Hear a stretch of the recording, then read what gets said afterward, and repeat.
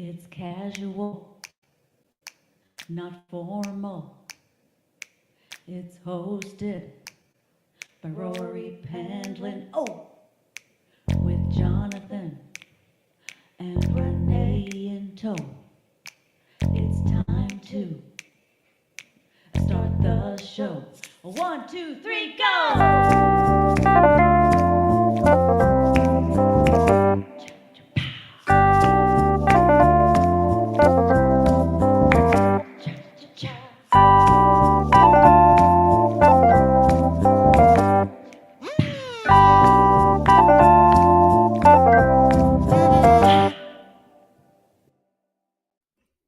You are entering the cosmos.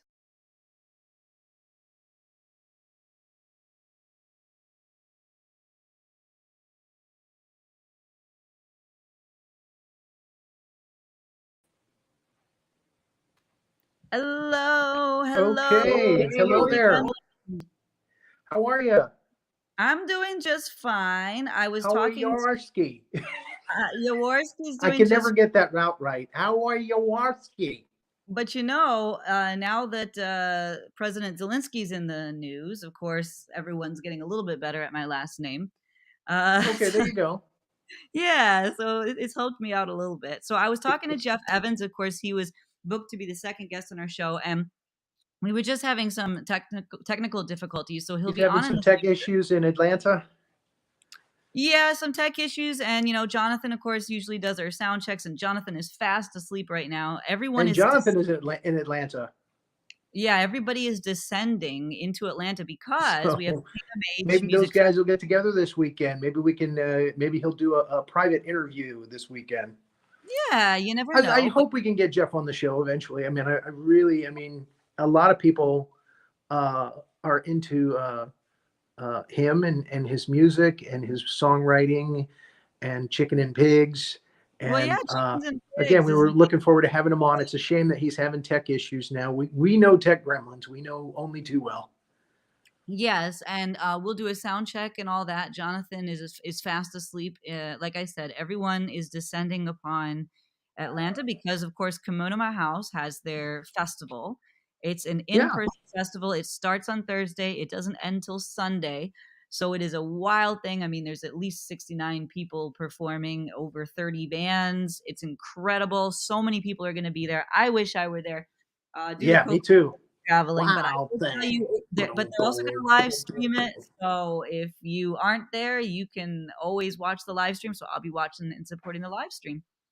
Yeah, I was hoping to get up there actually, because so many people that I want to meet are going to this. Mickey Sharp's going to be there. Ivan Basil's going to be up there.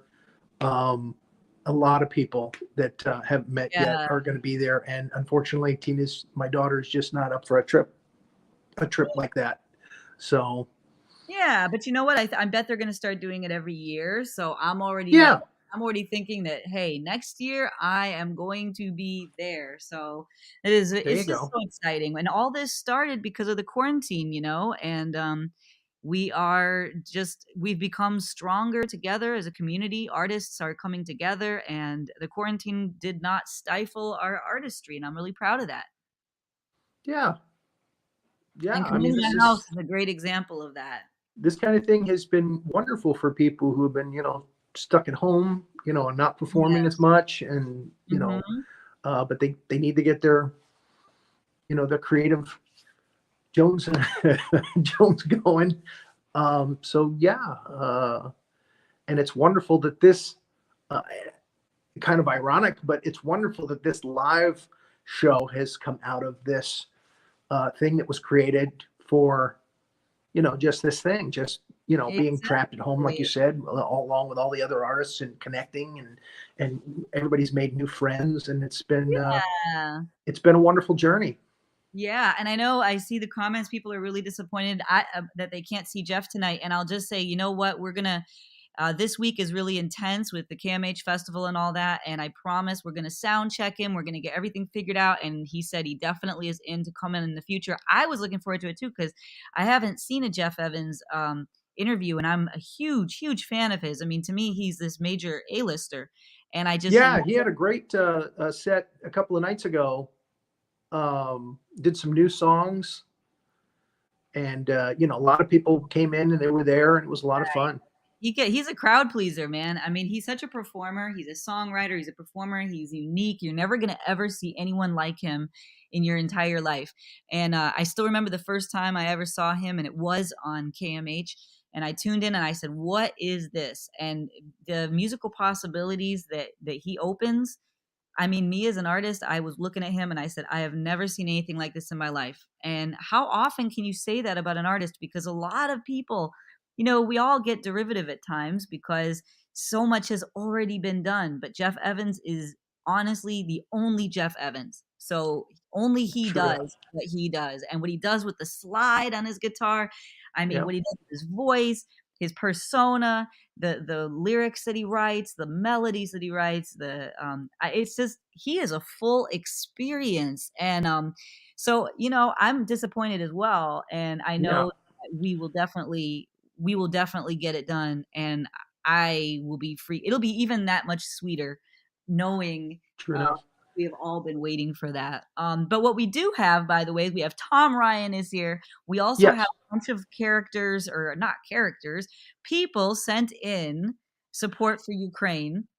And Yes, I asked some of our regulars if they could do a little something together for, you know, for the Ukraine, and we came up with this video that we're going to show in just a second. I just wanted to point out, though, that you said that Jeff had inspired you earlier. yes. While I was watching that set the other night, Julio came in and we said some things back and forth, and I wrote a song that night. Are you serious? Based on, yes, it's called I Will Never Forgive Sean Connery for Zardoz. Oh my gosh! I wrote it right after that show, right after that set. You see, he inspires people. Can you Yeah. talk? Can you sing a bar of it? Can you sing a little bit of it? Well, you know, I can't because I don't have the lyrics in front of me.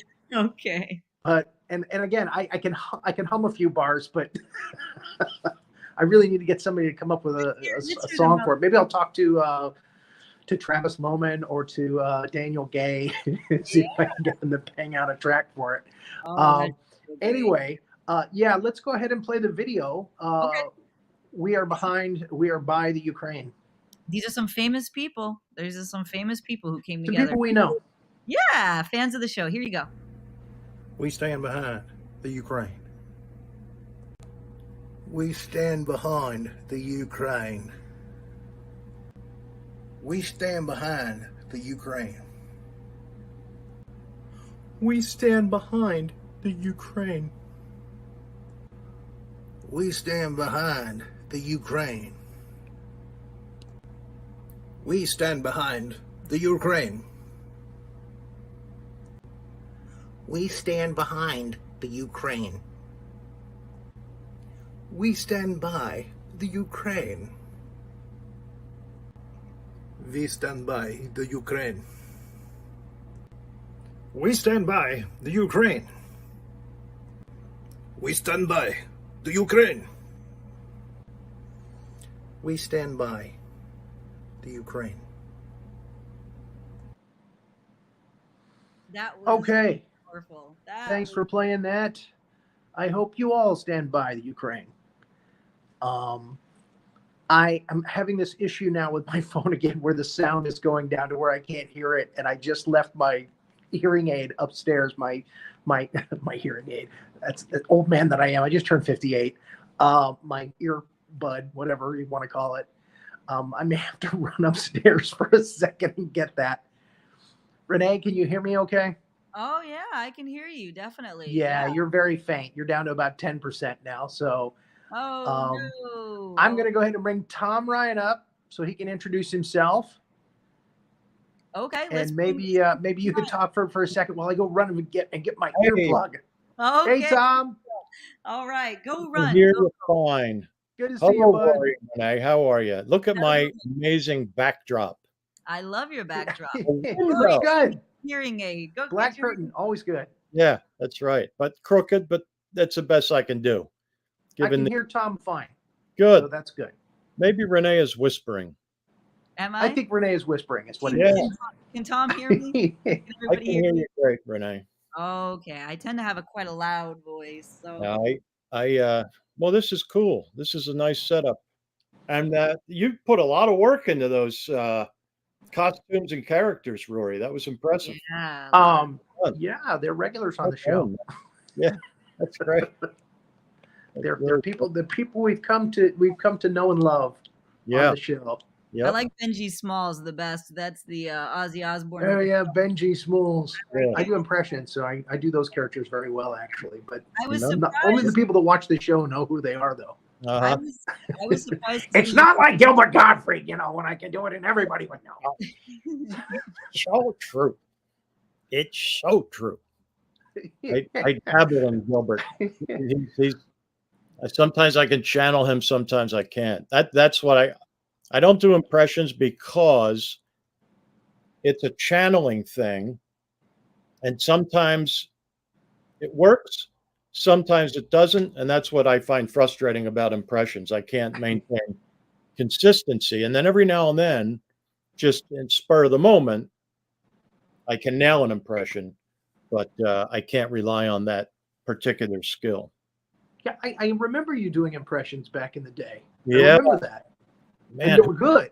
I mean, I did. And you used them sparingly to surprise the audiences. So what? You used them sparingly to surprise the audiences because, And again, they were so good. It was like, wow. It gave my my mundane delivery a little bit of occasional spikes. You know. I would not call it mundane. You definitely had a kind of a deadpan delivery. Yeah, you can You tell. know. I read comments on YouTube, so I have they have swayed my belief in myself. I needs to be sped up. I had to speed it up to 1.25 so he talked like a normal human being. You know, people tell me haters gonna hate, man. Haters gonna hate. Never read the comments. Never. Our comments are usually nice on this show. I don't know if you remember, but I actually had a show called It's Casual on public access cable in Tampa when you guys used to come through the Comedy Corner. Yeah. And we used to be a live call-in show, and the audience was so freaking brutal. I guess we get people calling in all the time. Hey, fuck yeah, you know. It's just terrible. I filled in for a morning radio show. I used to do impressions. I used to call in and do. I think I did a Jay Leno. I did a couple characters for them. I can't even remember what impressions I did, but I was calling into this morning show in Denver, and then a friend of mine who was the host, he left, and the producer said, "Hey, why don't you fly out here, do 2 weeks of morning radio?" It was a heavy metal morning show, all week long. It was the longest 2 weeks of my life. You guys suck. Every phone call, you guys suck. It was brutal. They put me with a guy who they were also testing out, and I thought, oh, maybe morning radio. Never, ever will I ever attempt to do something like that again. It took me a year to get over. We're the comics that are supposed to sit on the side and just throw in funny barbs every now and again. We're not the guys that are supposed to actually run that show. Right. No, it's and then after a while, you don't get a thick skin. You don't develop a thick skin. You just learn to get over it more quickly. That's what I've noticed. It hurts when people make negative comments. People, you must develop a thick skin. See that, folks? It hurts. Never. Huh? See that, folks? It hurts. It really does. And don't think most people aren't checking the comments. When you leave something vicious online. Because when we got into this, there was no internet. Yeah. We didn't. I mean, again, I think I jumped in at 88. I started in 86. Yeah. So and you actually started out in Florida, right? I was living in Philadelphia, moved to Florida, and I had a job that fell through as soon as I moved down, and I decided to stay in Florida with an inkling of an idea to maybe do comedy someday. opened the paper. There was a little blurb of an article that said new comedy club opening in West Palm Beach, Florida. And I said, I got to get a job at that place. That will get me in the environment. Took the doorman job, best job. It opened up the whole world. Because I would get. And that was the Comedy Corner? Comedy Corner. And that club was hopping from day one. Yeah. So I did my here. open mic June 24th, 1986 at the Comedy Womb in Miami. Mm-hmm. And then after experiencing that open mic, I was a doorman for about 2 months at the Comedy Corner. I tried to tell them, like, hey, think in terms of starting an open mic night. And they did. And that's when I started then doing more and more open mics. So, but there you go. Comedy Corner and Tuesday night, we had sold out. I live in New York now, and I still occasionally will do an open mic, and you perform in front of 20 other comics. Right. Fine. Great way to try brand new ideas.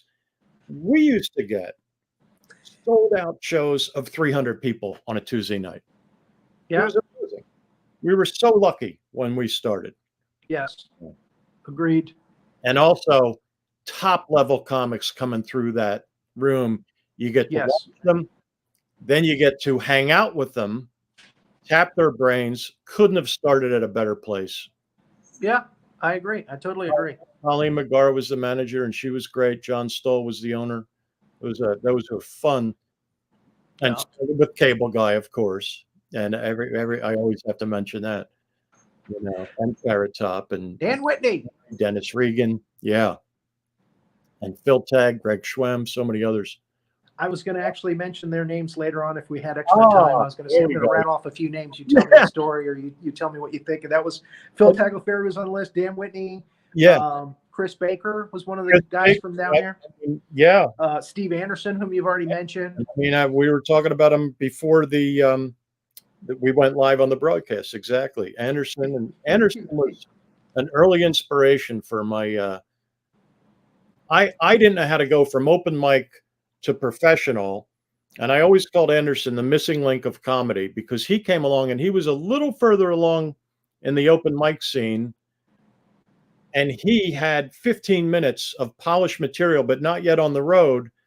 And I go, oh, that's the next level I need to get to. And then, wow. And then that must have been in '86, because when he came to the Comedy Corner in Tampa, he had a solid 30 minutes. I mean, it was really tight. Absolutely, yeah. He was, and great. Actually, he was. I think he was a feature at that time. Yep. But of course, when I went on the road, like a few months later, he's headlining for Bonkers and for the other guys, around Florida. Yeah. Because he was really good. I mean, you were very cerebral. I remember that. You were intelligent man's comedy back then. If I'm considered cerebral, that's a sad commentary on society. Because, but that's nice of you to say. But I people say, "Oh man, you do like you got to think." I go, if that requires thinking, we're in trouble. You know what I mean? I thought it was very intelligent comedy. I really enjoyed the fact that it seemed just smarter than a lot of guys going up there, and hey, I think thinker like me. Yeah, no, it's fun. I think the most fun part of comedy is the tinkering with it, to take an idea and just play around with the words, sentences, drop this, add this, move this around. Add this nuance, drop this, it's just, it's an amazing process. And I've gotten years bogged down where I, got lazy and stopped doing that. And then every time I get re-inspired and get back into the craft of it, I start liking it again, Yeah. It's funny. And, but yeah, I'm 30, coming up on 36 years since my first open mic. Weird.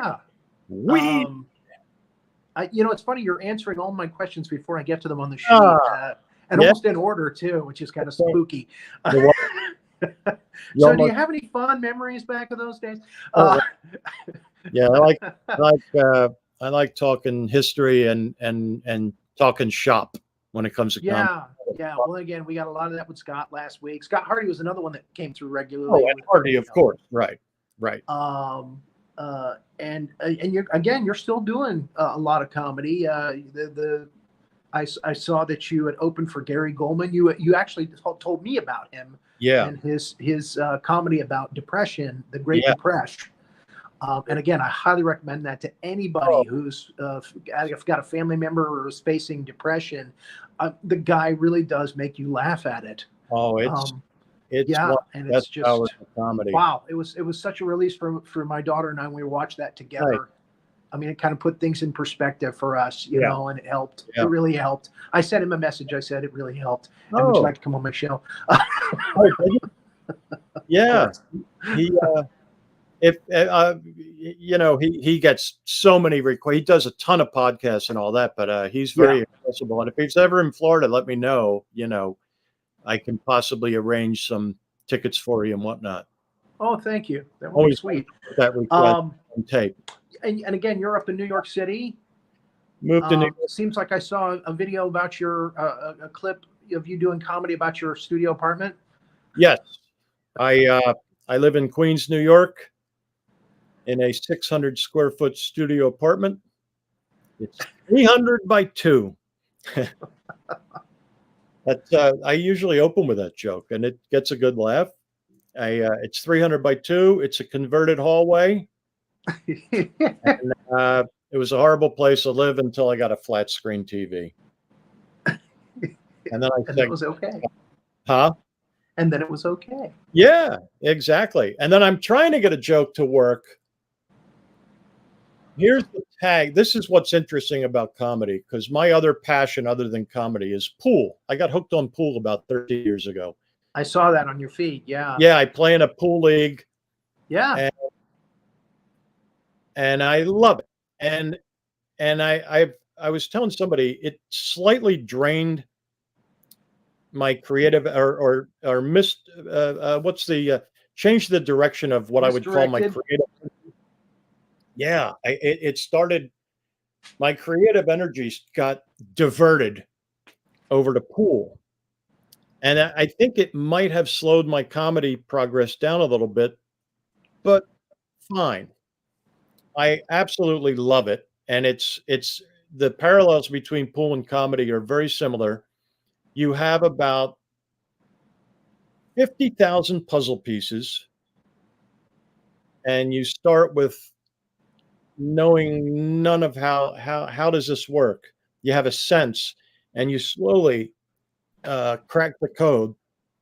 And I'm way further along in comedy than I am in pool, but and you're never going to master comedy, and you're never going to master pool, although a few people come very close to mastering it. But anyway, so I got into that a little bit, and I forget what was the point of this. Honestly, I've had COVID twice, and I sometimes think every time I lose my train of thought, I go, "Do I have long haul COVID? Is this part of it?" You know what I mean? Wow. Yeah. Wow. But yeah. So got diverted. Oh, so here's the joke that I'm trying to get to work about the studio apartment. This is how I've tried this about 5 times. So I live in a 600 square foot studio apartment. It's 300 by 2. Gets a good laugh. It's a converted hallway. Gets a pretty good laugh. Horrible place to live until I got a flat screen TV. Now I just lean on my wall and yell at my TV. That does well. But here's what I want to try to get to work. So they have the visual of the 300 an apartment that's 300 by 2. They have the visual. And I say, you should see my pool table. There it is. It's custom built, 2 pockets, and I play a lot of 1 ball. But that never works. Oh man, because not everybody is a pool nut. Huh? Not everybody is a pool nut. Yeah, exactly. Yeah, we've had a couple of comments here saying, "Oh, I love pool," that kind of thing. Right. But not everybody is. So, Yeah. No, keep that's trying it. but everybody knows pool Yes. and the Do you visual. know who else was a famous actor who was a big pool nut and actually had them in his contract? They had to have a pool table on set Yeah. when he was doing movies. Paul, I bet you know Paul this. Sorvino? Peter Falk. Who was that? Peter Falk. Peter, really? Excuse me, but there's no pool table here. But we got a bed pool between takes. Yes. Yeah. Funny. You know the TV channel Tubi? It's you get to Tubi. They recently started posting old Columbos. I got hooked on a Columbo bender about 2 months ago, and I watched probably 20 episodes. And in one, he's playing pool in one of the episodes, and I'm watching him going, he has a really good bridge. And that's how you can tell if somebody knows what they're doing, you can look at the bridge and go, they know what they're doing. That's a good pool player. And he was nailing it. He had good form, good mechanics. And I go, okay, he's a pool player. And the place where I play, Amsterdam Billiards, was co-founded by David Brenner, and he used to come in and play. Wow. And saw him there more than a few times. And then also Paul Sorvino used to come in a lot too. He's a pool player. So pretty cool. Yeah. Well, the only reason I remember that was because I was reading about what a disaster it was to make the movie The Great Race with him and Jack Lemmon and Tony Curtis. Oh. But everybody's fondest memories were playing pool in between takes with Peter Falk. Really? Yes. They said that was the one great thing that happened during that production. That was a Blake Edwards production. Okay. Yeah, The Great Race. I don't even know if I ever saw that, which is surprising because I'm a huge fan. The first 45 minutes is awesome, the setup, and then the movie just kind of loses steam consistently after the race starts. It can happen. It just gets bogged down with weird, stupid, dumb stuff, and it's just like, this movie's not so great. But the stuff that Lemmon and Falk do in the beginning of the movie, as Professor Fate and his assistant Max Columbo, Peter Falk is Max. Yeah. Yes, Professor. And I just saw the vehicles from that movie. They're down here in Florida at a car museum here. Oh, that's great. It's really weird. I was walking through, and that was the last thing I expected to see. There they were. I meant to. Now you kind of went a different path from a lot of comics in the fact that you actually parlayed your comedy career into a writing career. A little bit of yeah.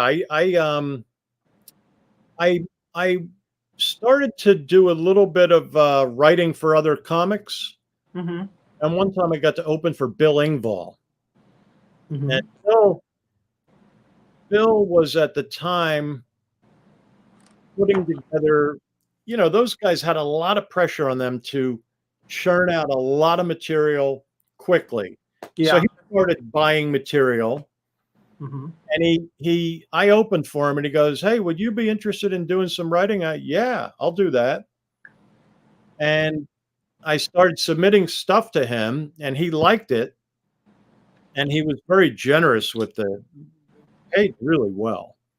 And then he hired me to help him on an entire CD. That came out, it did well. And then I got hired on another one to help him write a CD. Then he had a movie idea. Mm-hmm. And it was just a premise. And he had me, I would drive down to his house in Manhattan Beach when I lived in LA. And I remember I brought a cork board, some thumbtacks, and some index cards. And we plotted out the plot of the movie. Yeah. On that, because I basically only knew the Act 1, Act 2, Act 3 structure. I didn't know anything about screenwriting. So, looking through books. Well, and there you go, beginning, middle, and end. Yeah, I mean, there you go. And so we're moving thumbtacks around with these basic ideas of these characters. And the movie got bought and it went straight to DVD, but it starred Bill Engvall and Billy Ray Cyrus. And then the movie got rewritten after we were done our first screenplay, which had some structural issues, and some real pros came in and and fix that. And then it was Bill Engvall and Billy Ray Cyrus, and who's the actor that was in Fargo that goes, "Hell, Jerry, it's not a bank." The old guy. He goes, "Hell, Jerry, this isn't a bank." It was I know who you're talking about. I just don't know his name. father-in-law. Yeah, a great actor. He was the father. Yeah. Yes, and then oh man, there's Yeah. Great character actor. I wish I could remember his name. Yeah. It's not coming to me. so that was fun, and then got a story by credit. But then I didn't really have the knack for screenwriting. Well, I thought I had heard from, I think it was from Steve, that you were doing some work on television shows. You were doing some television writing. I mean, I was freelancing, but mostly been doing comedy all these years. You know, I did a little bit of freelancing, wrote for submitted to Politically Incorrect for a while, and when that was on Comedy Central. Yeah. And then I think I submitted to The Tonight Show for a while. I don't think I got anything on The Tonight Show. And then that was back when Jay Leno was on, right? here's something weird, huh? Have you seen this? Have you seen this? Hey. Here's something weird. Rory. Oh no, Rory Penland. Oh no. He had the You got to put your chin out there. yeah. Oh. And he would go deep and high. I just the dad voice is going, don't come in here and talk to me like that. You know. And but mostly comedy. But it was most of the writing that I did was for Bill Engvall. That was a great connection. Okay. You know.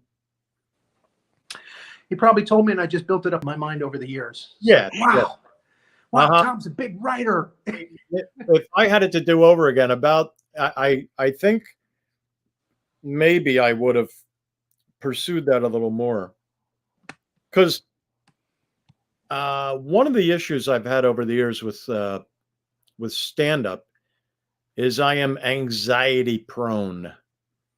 And that gets worse over the years. And I didn't know that. I You like always seem so calm and cool during all the shows we did.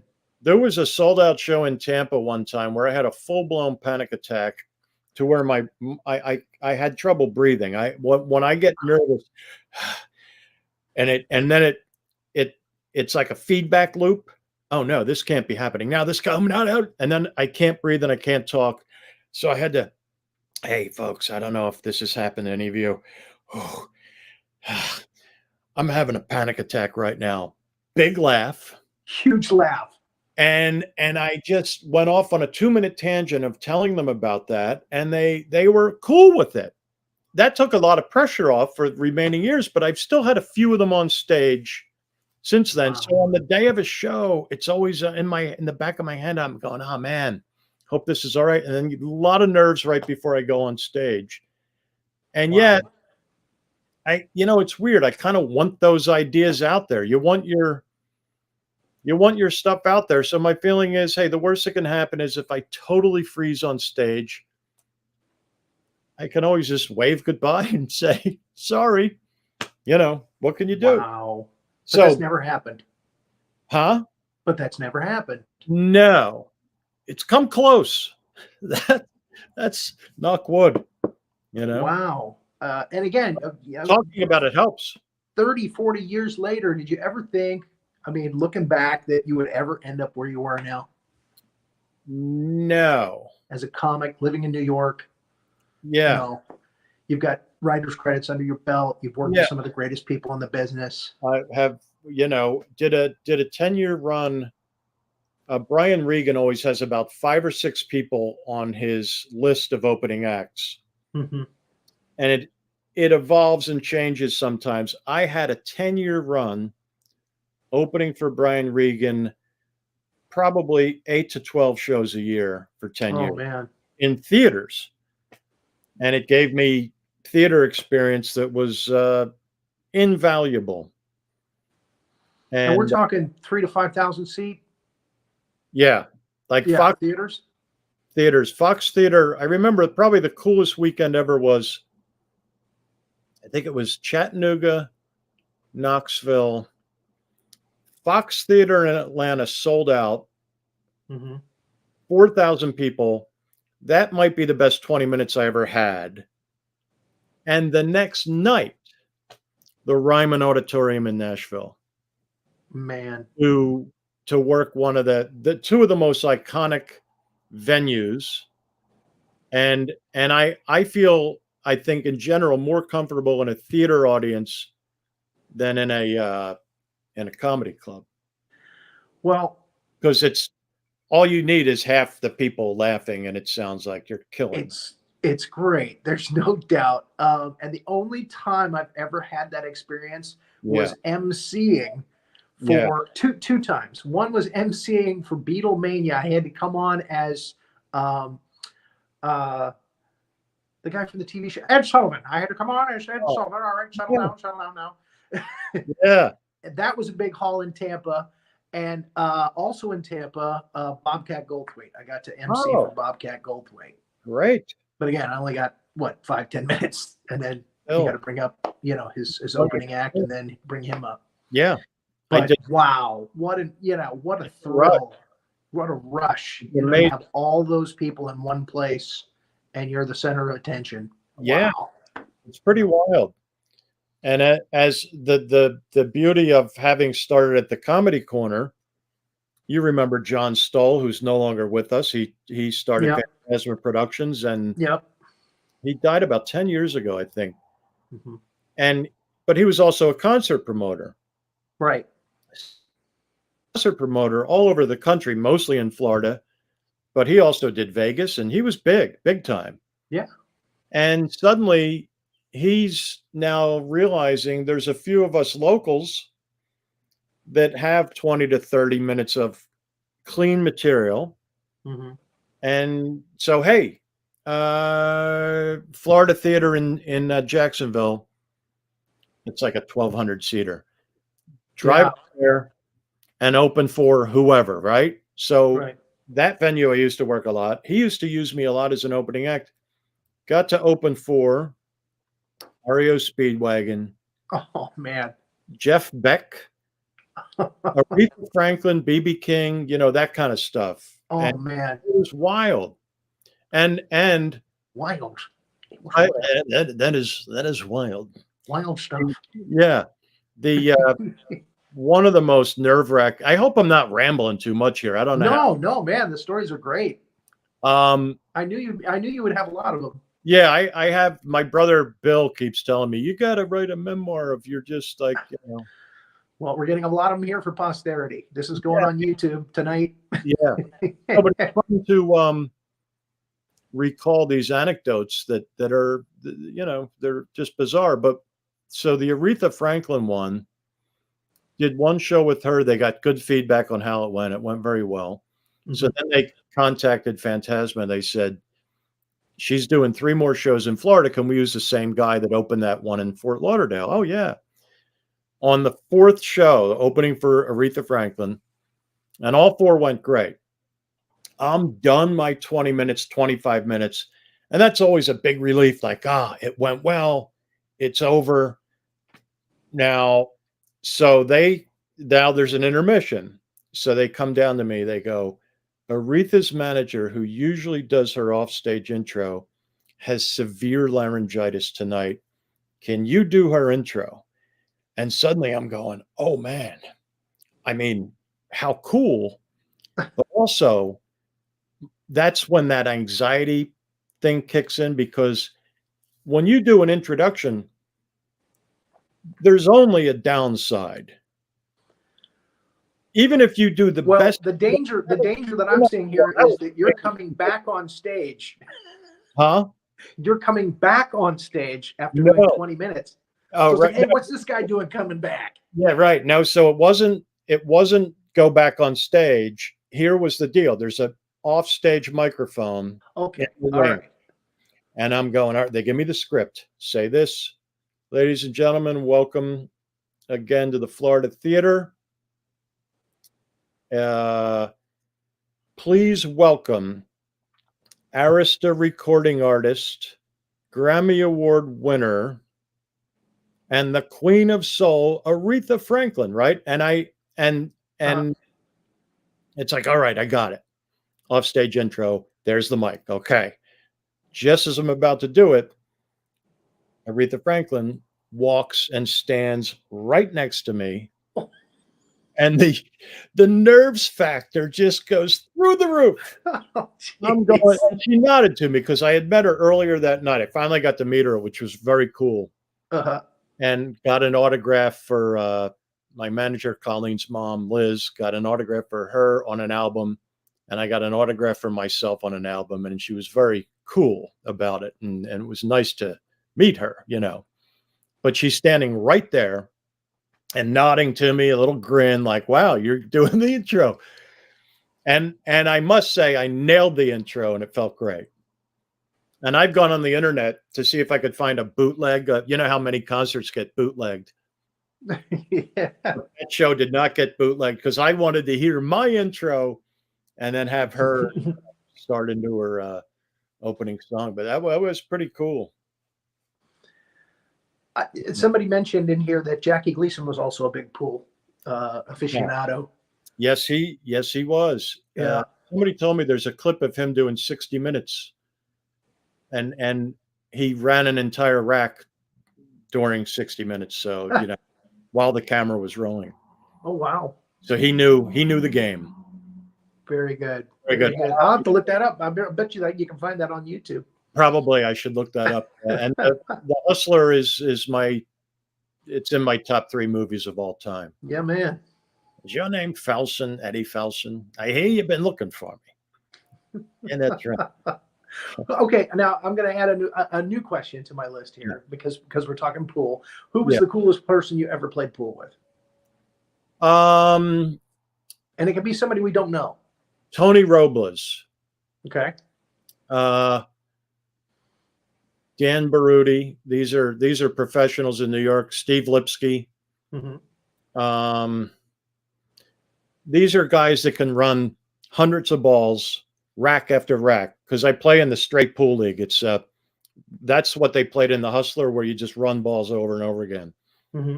Like last night, I had a league match. My high run was 13, and I was happy with that. My high run all time was 35, and that was a fluky high run of 35.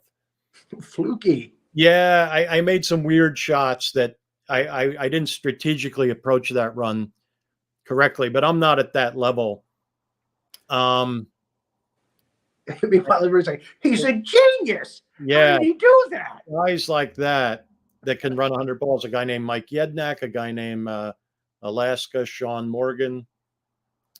And the guy at Amsterdam Billiards, which was co-founded by David Brenner, the house pro there now is a guy from Germany named Torsten Homan. Mm-hmm. He's not just one of the best players in the world. He's one of the best players of all time. And he's the house pro. And I'll go in on a Friday to play some practice matches. And there, hey, Torsten, how you doing? And he'll be giving lessons off on the side. And his high run is, I think, 404. Wow. And that's without scratching, 404 shots in a row. And you have to end each rack by having the cue ball in the right spot. So where you hit the last ball, that goes in, and then the cue ball goes off and busts open the rack. And they can do that for hours, these guys. You know, it's really and there's probably names I'm forgetting that it's like, oh, as soon, you know how you always do that once you start using names, I'll go, God, how did I forget that time I played with so and so, you know? I think Steve is the same way when he talks about the guys that he used to skateboard with. You know, he used to be a big skateboard guy. Big time. Back in the day. He knows the biggies. I mean, man. He started out with some of the best. Tony Hawk, and he was good friends with Randy Mullen. Is that the guy's name?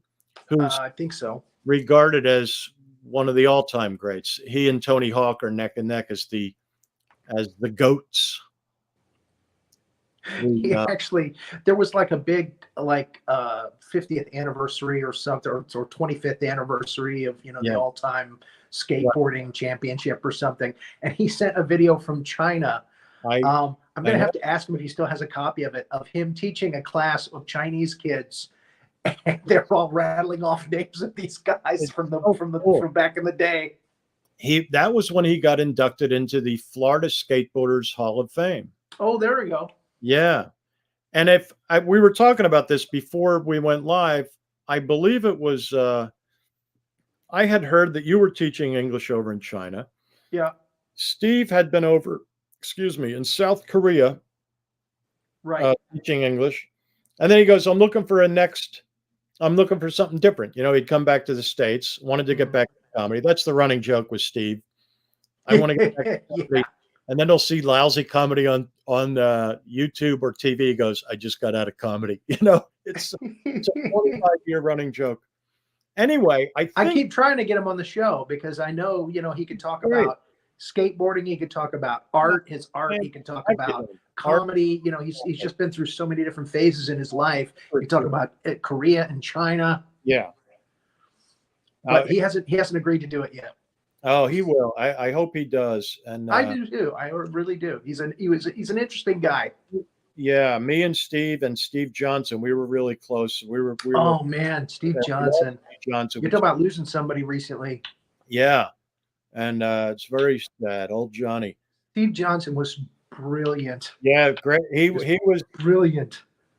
4 months into doing comedy, he had 20 minutes to 30 minutes of great material, and the Comedy Corner was, again, Phantasma.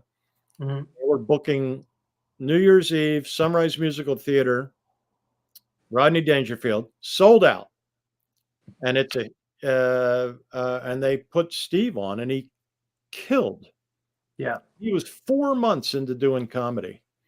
And he passed away of a heart attack a couple of years ago, and that was a big loss. He's one of my It was right after the pandemic hit, I think. Yeah, right. And everybody was wondering if he had died of COVID, and it's like, no, he didn't die of COVID. It was about a month before COVID really hit. It was February of 2020. Oh, yeah. Remember, everything shut down up here anyway. I still remember everything shut down March 13th. That was the final show I did at the comic strip. And I worked with Vic Henley, who's another guy we lost.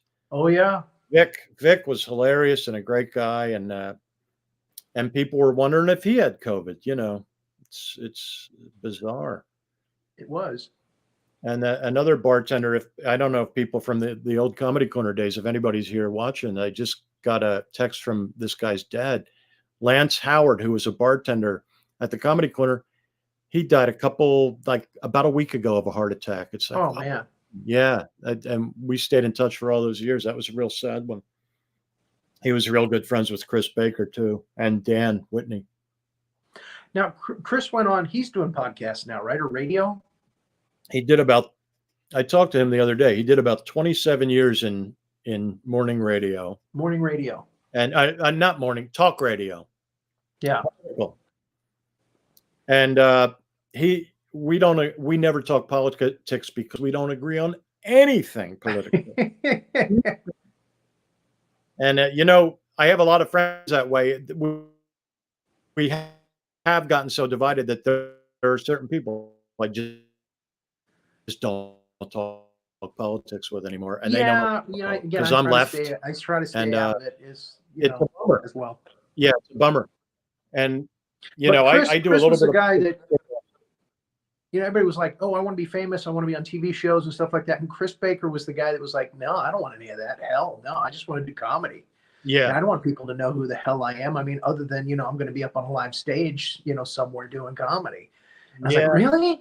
And a couple of years after that, I was like, I thought about it for a long time. Why would he say that? Being in the business, and then I got it. They're just some guys that, they don't want that fame or that glory or any of that. They just want to do what they do, and if people like it, that's great. And Dan Whitney, Larry the Cable Guy, hit it bigger than any of us can ever imagine hitting it that big. Yeah. And it's amazing. And he has an amazing life, lives on a big ranch out in Nebraska, has achieved all his dreams of material wealth, all that. Right. But fame, without question, he'd be the first to admit it. It's a double-edged sword. Yeah. Without a doubt. That's why I think like a guy like, who's the guy? Oh, like Harry Shearer. I think there's a great career. get a little bit of fame, and then you do this voiceover work for about what 25 years. Well, yeah, Then on The Simpsons, you know, exactly that's like the cartoon, you know, for what it's been going 30 years, like, Tom. and again, you pretty much keep your anonymity. Yeah, You know, you don't get pestered all the time when you go out to restaurants and stuff like that. exactly.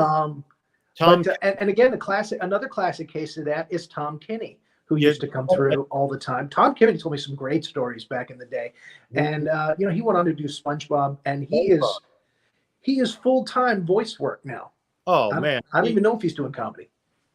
I don't think so. I mean, and he was such a great comic too. Yeah, he has such a great career that he probably just like, hey, I got enough. He probably gets enough creative outlet with doing the voices. He probably still writes on the side and has projects, whatever. It's an incredible, you know, and even better. Like when we all started, it's like, yeah, we want to become famous and this and that. And then the older I got, the more I realized, nah, maybe I should have pursued the writing game and be living in a big house in LA up in the hills, retired, and just living the dream kind of thing. And get your retirement money and keep your anonymity. You know, don't worry if next week your show is going to be canceled or not. Yeah. You know, anonymity's great. There was a guy, I forget who it was. Tom Shalhoub, is that his name? I forget. He said he likes not being famous, but he gets to open for some big name acts. He goes, one of the greatest thrills is walking out into a theater. I think maybe he opened for Seinfeld a few times in big theater. He said one of the greatest thrills is to walk out to an audience of 4,000 people. Not one of them knows who you are, and you win them over. Yeah. And Jerry Seinfeld will never get to experience that again, and hasn't gotten to experience that in many years, you know. I mean, he's obviously, you know, he has a different level of enjoyment out of comedy, but there's nothing wrong. True. Anonymity and winning people over, strangers. I like one of the most fun things to do at the Comedy Corner was see people like Richard Jenny, John Panette, Brian Regan. Yeah. And I used to MC and bartend and work the door there. And these jaded customers, hey, is the headliner funny tonight? Yeah, he's funny. Like, you don't even want to say, wait till you see, they have no idea who these people are. And some of the most fun I've ever had watching comedy was to watch Richard Jenny go up to a sold out weekend show. They don't know who he is. Blow the roof off the place. Yeah. Same with Regan. I remember one of the waitresses, she had just started there. She was a member of a ski club, a Florida ski club. They would all get together, ski, people who were into skiing from other states, and they would do one trip a year out to Colorado to do, you know. She goes, I'm in charge of organizing our next get together. She goes, is there a week you can recommend that our gang can come by to the Comedy Corner? I said, come by to the Brian Regan week. Yeah. And she goes, I've never heard of him. I go, trust me. and she, okay. And I remember she had a group of about 15 people. They shuffle in. All right, what's this going to be that? And to see them leave going, that was the funniest show ever. That's as hard as I've ever laughed. That's pretty cool. To Brian Regan. And again, Richard Jenny would have so much fun on stage and would do like an hour and 15 minutes easy. Just smooth. And you never would have known, you know, that he was suffering from depression. Oh my God, I know. God, there was just no, I mean, he had so much fun in front of crowds, and again would go way over time and they would love him. They loved him. You know what shocks me? He only made it to 49 when he died. 49. Yeah. He's was one of the greats. Again, for my audience, if you've never seen Richard Jenny, yeah, look him up on YouTube. Yeah. You will laugh until your sides split. I remember the Jaws bit that he used to do used to kill me. I mean, just absolutely kill me. And he had to they had to postpone that bit on Carson. Yeah. When he was going to do it on Carson because the little girl from one of the movies had killed herself. Oh, really? Yeah. And so they had this, oh, we're sorry, you can't do that bit tonight on the show. And they made him wait a couple of months before he could do it. Got it. And a movie so stupid that it smacks you in the face with how stupid it is. That stupid movie, you know. So then the plane goes to the Bahamas, and the shark figures, I'm going to follow that family down to the Bahamas. You know, the shark is waiting for them at the airport. He's got a rum drink in his hand. And you're going, Mike, come on. But you see. And the one about the stupid women and stupid. You're still watching the stupid movie. And then the one about the women in shoe stores. The thing I remember. Oh, God. He had a zillion of them, and they were all like 15, 20 minute bits. When he did that sound effect with the horn, man, that was killer. You know. One of the best. Seriously. God, I was so lucky. I felt so lucky that I got to open for him, you know, a handful of shows there when I was in the Comedy Corner. The Tampa Comedy Corner. He went through there probably 3 or 4 times the year that I was there. Yeah. You were only there a year? I was only there a year. Really? Wow. Yeah. That's wild. Yeah, his 2 favorite clubs were the 2 Comedy Corners, Tampa and they treated him good. They treated him really well. Yeah. And so what's coming up for Tom Ryan in the near future? What can we look for? Oh boy, that's a tough question to answer, Rory. Playing some pool, are we? I want to win my next Monday night match. I'm 4-2 right now. I got to run it to 5-2 to give myself a chance to make the playoffs. I think I'm doing a country club gig down in about an hour north of Tampa. I'm going to be down in your area. Okay. This month. Mostly I work the comic strip on the Upper East Side here in New York. And I mean, right now, my calendar is pretty empty. But luckily, one of the things I did was I got some material into Sirius Radio. And they pay pretty good royalties. And so that supplements so I can hang in this are good. And work on more new material, you know. And awesome. But yeah, nothing really on the horizon. I mean, if you ever get down here to Central Florida, let me know, man. You got it. Definitely get together for lunch or a dinner or something. Absolutely. Where do you live now? I live over in the Orlando area. I live in Altamont Springs. Okay, yeah, Altamont. Wow. So you're no longer on the Gulf Coast, huh? Yeah.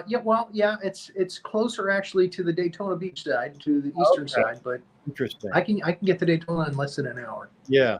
I need to about an hour. Yeah, I need to revive my old Florida connections and try to get more work down there. It's been 15 years down there. Always liked it. All right. Well, so much fun having you on. And what did I tell you? We did almost an hour here. Did we really? I knew you could do it. There was no doubt in my mind. Again, we're going to have to get Jeff Evans on real soon, have him perform for everybody and tell us his story. But thank you so much, Tom, for coming on the show. That was great, Rory. It's fun, and I hope I, didn't ramble too much. That's all. No, not at all, man. We love the stories. That's Rick Kevin said it best. He said, "Don't ask questions, have a conversation." Yeah, that's good. So I've said that on the show probably half a dozen times because I just love that quote. That's very good. So I'm not obviously not Dick Cavett, but but it was extraordinary having you on the show tonight. That's great. He was great. So you have a good one, sir. Take care of yourself. Stay safe. Good talk, everybody. Thank you for watching the show. And again, it's on YouTube. Tell your friends, come watch us. And don't forget Thursday nights with General Howitzer, the Big Monster Briefing Room.